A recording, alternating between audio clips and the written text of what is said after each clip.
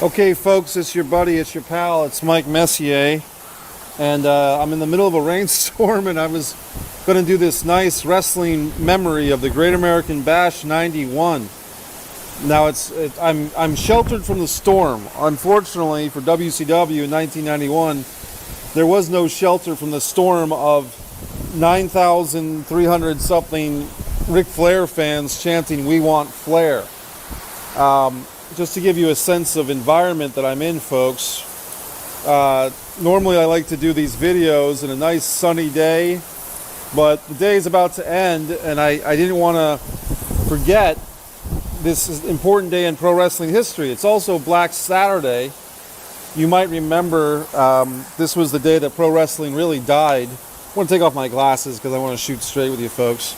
This is the day that pro wrestling died in a lot of sense. The territory system, Vince McMahon coming on WTBS and just ruining everything with his goddamn WWF Yankee crap.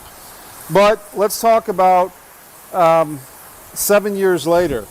The NWA is officially no more. We now have WCW, World Championship Wrestling. The first official World Championship Wrestling world champion was Ric Flair. As a result of his victory over Sting in I believe the New Jersey Meadowlands, and even that show apparently was tough because in the middle of a snowstorm and not many people were there. Apparently Lawrence Taylor was on that show too, in some regard. And what the fuck else? We move forward to the Great American Bash '91, and we know the whole deal with Jim Herd, the whole deal. I mean, look, there's other websites that'll tell you the background. I want to give you my opinion on the show, having watched it as a fan, my personal memory. I was actually in the hospital as a teenager, in a medical situation as a young man before that show. They weren't sure when I was going to be able to release from the hospital, and I made a request to be home for the July 14th.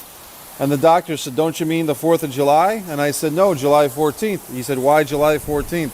I said, "That's because Ric Flair is going to wrestle Lex Luger in a steel cage match."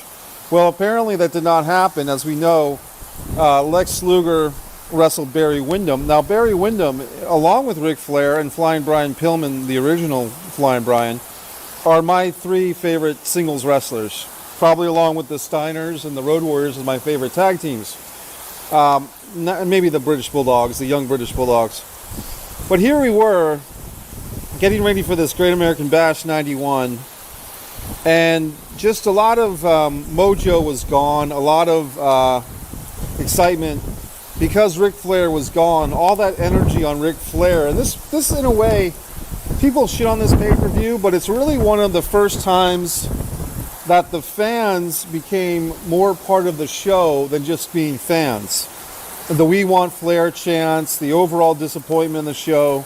This is like one of the first times, before really the internet took off, before most fans were, quote, smart, quote, people really knew that there was something wrong here because the NWA just kind of let Ric Flair go, which would really be the equivalent of if the WWE at the time had let Hogan go. So, in any event, the show, as far as a match-by-match analysis, you can just look across it. It's really a show that's actually painful to watch. Once again, let me get into the memories. Sitting there and watching this show, watching this pay-per-view with my friend coming out of the hospital, it made me want to go back to the hospital, to be quite honest. The show was really long. I mean, it was a 3-hour show, but it felt longer. The Ricky Morton versus Robert Gibson match, although I was not a Rock and Roll Express fan, you could just tell that people weren't really into this. People were not into watching Ricky Morton as a heel savagely attack Robert Gibson's knee for 17 minutes. That match felt like it went on forever. I mean, if you watch that match and then Edge versus Randy Orton at this year's WrestleMania from the Performance Center, it's kind of the same thing. Like a match that just does not feel good to watch. Probably the best match on the show, action-wise, although historically kind of irrelevant, was the Freebirds along with Fantasia or Bad Street. It was actually Brad Armstrong wrestling a rare brother versus brother match against Scott Armstrong, who was one of the Young Pistols, along with Dustin Rhodes. And imagine that. The victor was Dustin Rhodes. That was probably the best match on the show, action-wise. Although I will say this, for all the booing and bullshit, Luger and Wyndham in the cage with the Harley Race finish, I don't think that's a bad match. I think that's actually a good match under the circumstances, meaning that the crowd was pissing on it. Turning Luger heel and winning the title, and then Wyndham eventually turned babyface, although it took a while. I don't think it was the worst thing they could have done in that circumstance. But it just was what it fucking was, folks. I mean, it's kind of like this goddamn rain. It's like, I'll show you the rain. It's more exciting than just me. But in any event, the Great American Bash 91. Trying to think, okay, here's the thing that Wikipedia has wrong. At least I think they do. The last match on the show, and here's your age-old debate of, is the last match on a wrestling show the main event? Well, on this show, the last match was Rick Steiner and Missy Hyatt versus Paul E. Dangerously and Arn Anderson. On Wikipedia, it says it's a handicap match. From my recollection, folks, Missy Hyatt was officially in the match. And Missy Hyatt main evented a pay-per-view, if you want to put it that way. That's why that age-old goddamn debate of, is the last match on the show always the main event? And I say no. Because on this show, Luger versus Wyndham was the main event.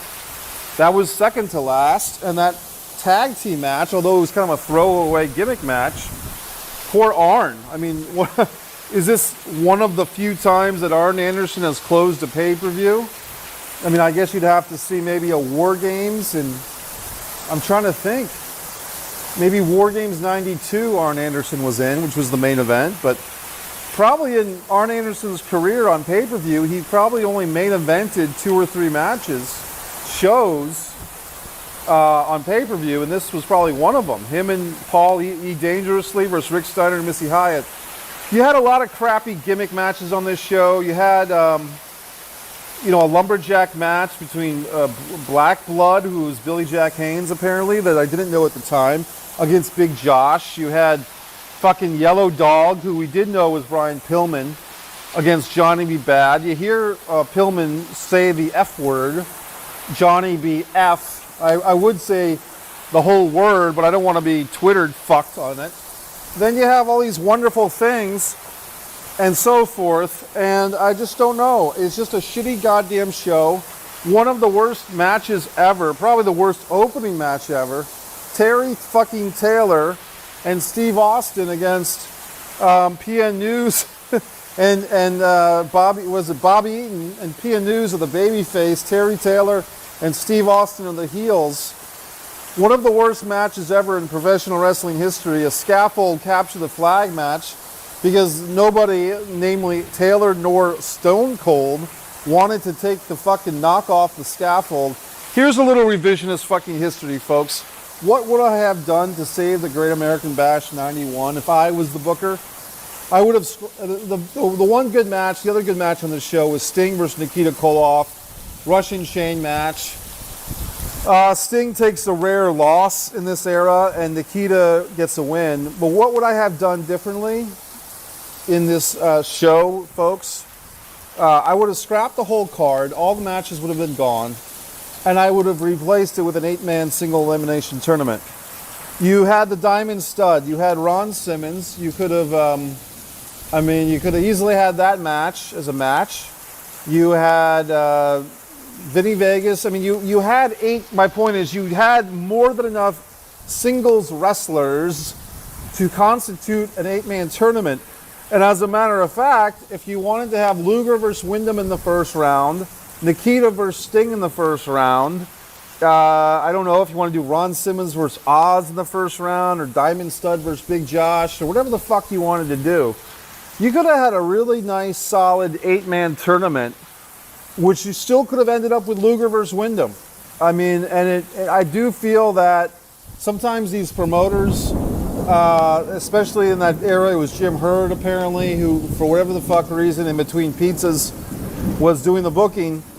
You could have easily scrapped that whole show, had your 8-man tournament, ended up with Luger versus Wyndham anyway, had Luger pull out Harley Race and fucking his bodyguard there, his big man, Mr. Hughes, you could have easily done that, and nobody would have been the lesser.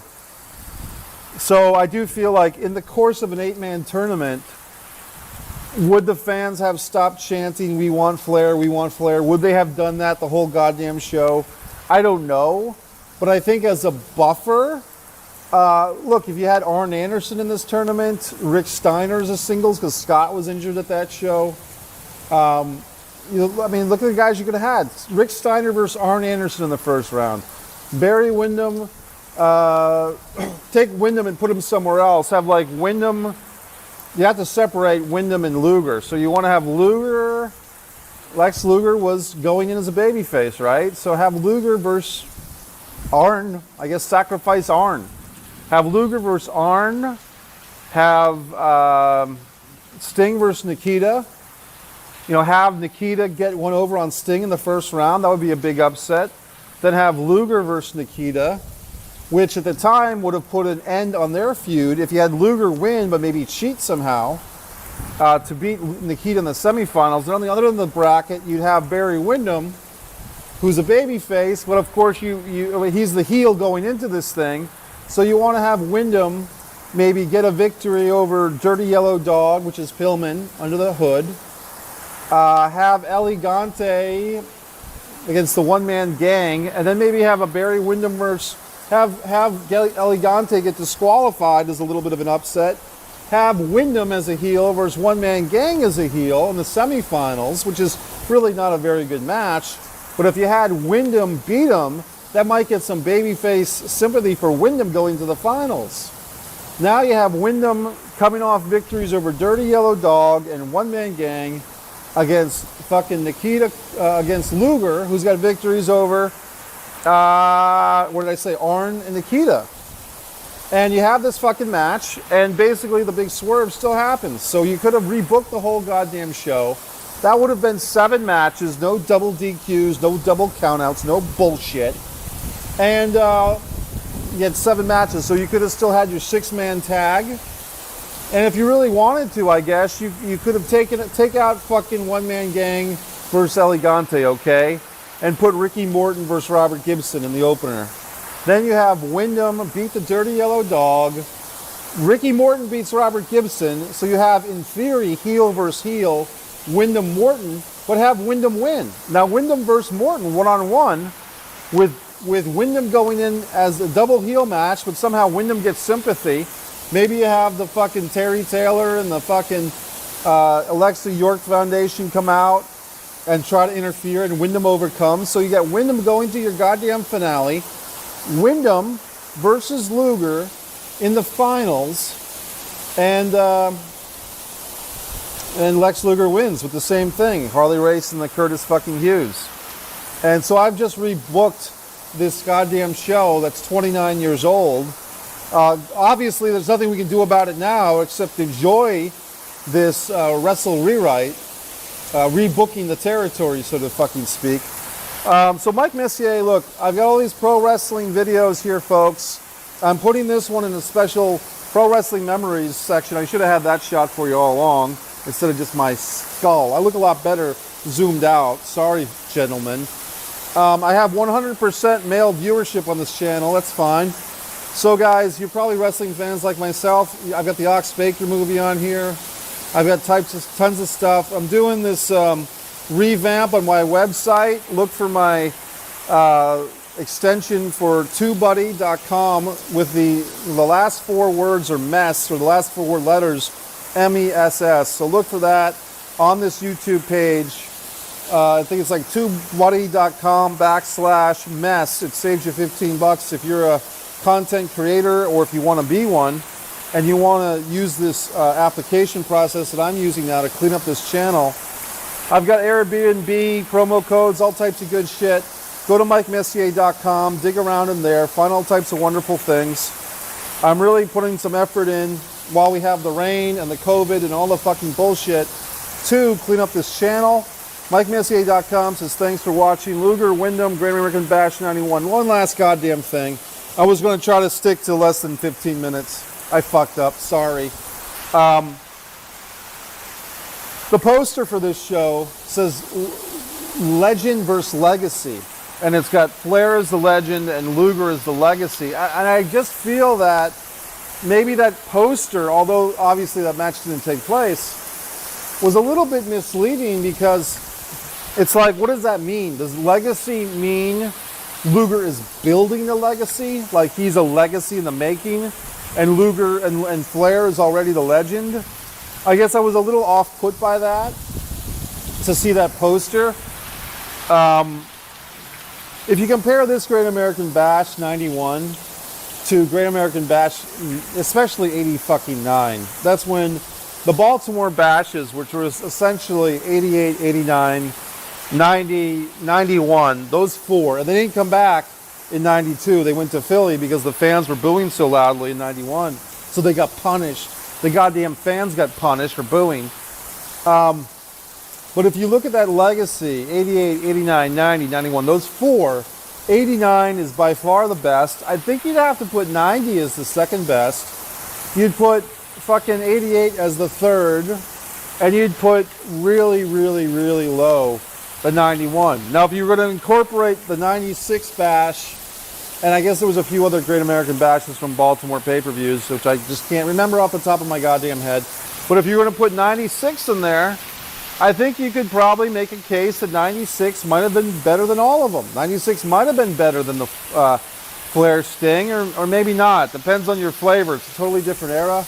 It was the Bischoff era, but I have to give him credit. That 96 Bash was pretty fucking good. And that's why I said I might put it over 90. I don't know if I'd put it over 89. I probably wouldn't, because you had Flair Funk. This is the Mike Messier Great American Bash series from Baltimore. I was not at this show. I was watching it on television. And like I said, it made me want to go back to the goddamn hospital. MikeMessier.com. Please like and subscribe and comment and pin your comment and all that good stuff. So on and so forth and so on and so forth. Look for all my wonderful videos on this channel, and hope you enjoy your rainy days and Great American Bashes.